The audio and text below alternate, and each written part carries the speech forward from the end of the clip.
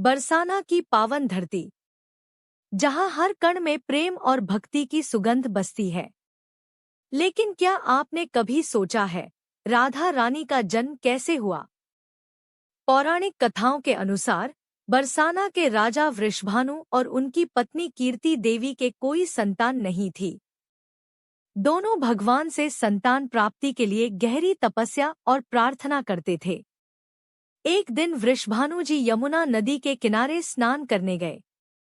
तभी उन्हें कमल के एक दिव्य फूल के अंदर एक अद्भुत और तेजस्वी बालिका दिखाई दी।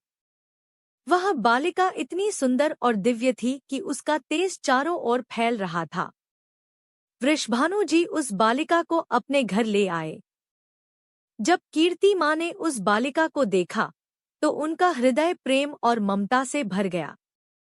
उन्होंने उस बच्ची को अपनी पुत्री के रूप में स्वीकार कर लिया। वही दिव्य बालिका आगे चलकर राधा के नाम से प्रसिद्ध हुई। कहा जाता है कि जब राधा का जन्म हुआ, तब उनकी आंखें बंद थीं। लेकिन जिस क्षण बालक कृष्ण ने उनके सामने आकर दर्शन दिए, उसी पल राधा ने पहली बार अपनी आंखें खोलीं।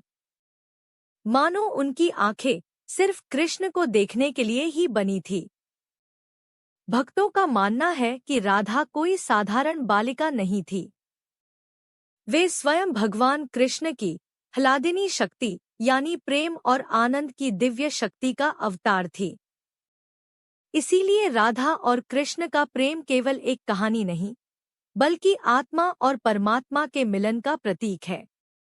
राधा कृष्ण की कहानी अच्छी लगी हो तो सब्सक्राइब करें। तुम्हें राधा रानी की कसम। बरसाना की पावन धरती, जहां हर कण में प्रेम और भक्ति की सुगंध बसती है। लेकिन क्या आपने कभी सोचा है, राधा रानी का जन्म कैसे हुआ? पौराणिक कथाओं के अनुसार बरसाना के राजा वृषभानु और उनकी पत्नी कीर्ति देवी के कोई संतान नहीं थी। दोनों भगवान से संतान प्राप्ति के लिए गहरी तपस्या और प्रार्थना करते थे। एक दिन वृषभानु जी यमुना नदी के किनारे स्नान करने गए।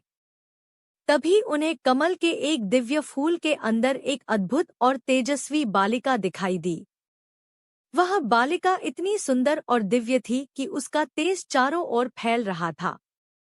वृषभानु जी उस बालिका को अपने घर ले आए। जब कीर्ति माँ ने उस बालिका को देखा, तो उनका हृदय प्रेम और ममता से भर गया। उन्होंने उस बच्ची को अपनी पुत्री के रूप में स्वीकार कर लिया। वही दिव्य बालिका